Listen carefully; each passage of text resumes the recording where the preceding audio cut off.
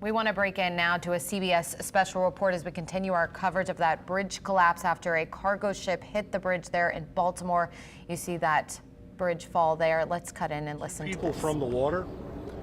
One individual refused service and refused transport. Essentially, that person was not injured. However, there was another individual that's been transported to a local trauma center that is in very serious condition. At this time, we have multiple air assets from the Maryland State Police, as well as the Baltimore Police Department, as well as multiple marine assets from around the region, including Baltimore City, Anne Arundel County, Baltimore County, as well as multiple local and state police agencies, National Resources Police, BPD Special Ops Unit is in here, Maryland State Police is here. We have multiple resources. We are still very much in an active search and rescue posture at this point, and we will continue to be for some time. We have a large area that we have to search. This includes on the surface of the water, subsurface, as well as on the deck of the ship itself. We believe at this point we may be looking for upwards of 7 individuals. That's the latest information we have. However, what I will say is the information that I'm giving you right now is as of right now. That's what we know right now. This is a very large incident. It involves a very large footprint. Multiple agencies are operating, therefore information is subject to change as we get more intel and as our crews work through the morning. Over the next 8 to 12 hours, you can expect to continue to see our air and maritime assets functioning out on the water and in the air above. We need to do damage assessment of the ship itself before we can board that ship. And we need to continue our subsurface search, which is including different types of sonar. We have side scan sonar. We have other sonar capabilities here. We have underwater UAVs that we're working with. And throughout the night, we've also been working with infrared technology, both from the air and on the water surface. So I'm going to wrap up here with just saying this continues to be a search and rescue operation. It continues to be a very dynamic operation with multiple local, state, and federal resources involved. With that, I'm going to turn it over to our Mayor, Mayor Brandon Scott.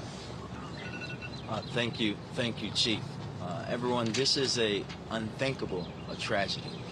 We have to first and foremost pray for all of those who are impacted, those families.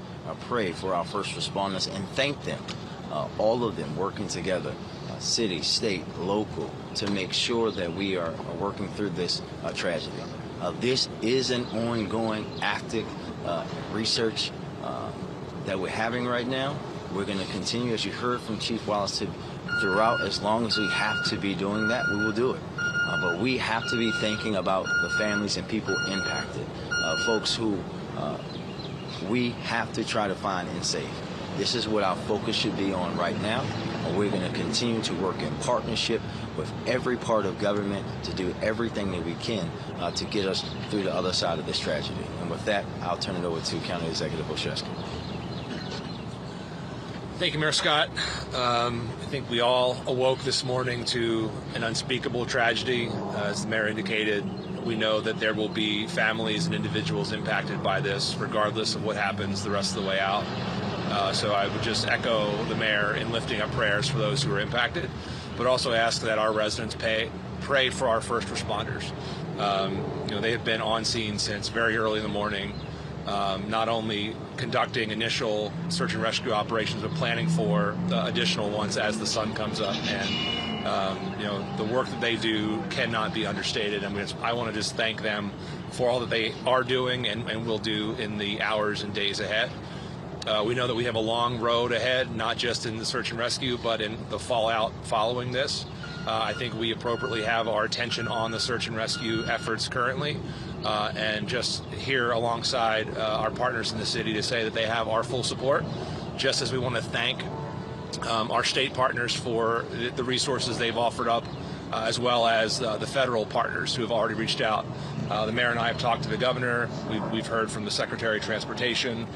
So collectively, we thank everyone for their thoughts, their well wishes. But again, this is a very active situation, and we want to just thank the chief and our teams for all the great work they're doing. And with that, I'll turn things back over to the chief. Thank you, County Executive Olszewski. We're going to do some Q&A right now. Now we're just going to go around, have everyone present one question. Chief, can you tell us where the crew of the ship is? You also mentioned, too, that 2 people were rescued. Who made the first 911 call? And there were reports that it was a crew on the deck of the ship working at that point. Can you confirm any of that information? The latest information we have on the crew of the ship is that they are still on board the ship. There's been comms between the ship crew and the Coast Guard. So as part of the overall operation, we communicate through the Coast Guard with the ship. And I'm sorry, your other questions? There were 2 people taken. Who made the first 911 call? I don't know who made that call yet. Okay, and were there other workers on the deck of the ship or the deck of the bridge at this point? We had heard that information. Can you confirm that? We were being told there were workers on the bridge. We have yet to confirm that. We'll work with MDTA to obviously to get that information. About how many cars were on that ship? Last question. On the deck of the bridge at the time it collapsed. You don't have a number. I can tell you our sonar has detected the presence of vehicles submerged in the water. I don't have a count of that yet. Thank you. Next. Chief, you mentioned upwards of 7 individuals that you're looking for. We've heard reports of as many as 20 individuals. Can you just paint a more clear picture of about how many people actually fell into the water, how many people you might be looking to rescue, and also if you can give an idea of how many vehicles, although you might not have that answer, but really just Yeah, I'll start with the last one. So I don't know how many vehicles yet. I know that we have detected the presence of vehicles. As far as the number between the 7 and 20, that's been a dynamic count throughout the morning, just given the fact that we haven't yet nailed that number down. We do believe that at least 7 are involved in that, at least 7 at this point. that fell into the water. Yes, ma'am. Yeah, and I know you said the crew was accounted for according to the Coast Guard on deck. Do we know if any of the crew members were part of these at least 7 people that may have been in the water? We do not. Chief, thanks. Survivability in waters around this temperature is not very long. At what point do you shift focus to become more? Officials from Baltimore, Maryland responding to reporters' questions right now as the investigation into what caused that ship to crash into the Francis Scott Key Bridge just beginning this morning. We know that 2 people were rescued. They said 1 is in serious condition, transported to the hospital. They're trying to decide right now the safety of the ship in order to be able to board it, to hopefully rescue some of those workers and those who were on the ship. As they mentioned, a number of people still communicating from on the ship, but trapped underneath that rubble. And so this continues to be an ongoing search and rescue effort by crews there, and we'll continue to keep you updated as well. Right, the Coast Guard there is handling communication between the ship and also officials in Baltimore.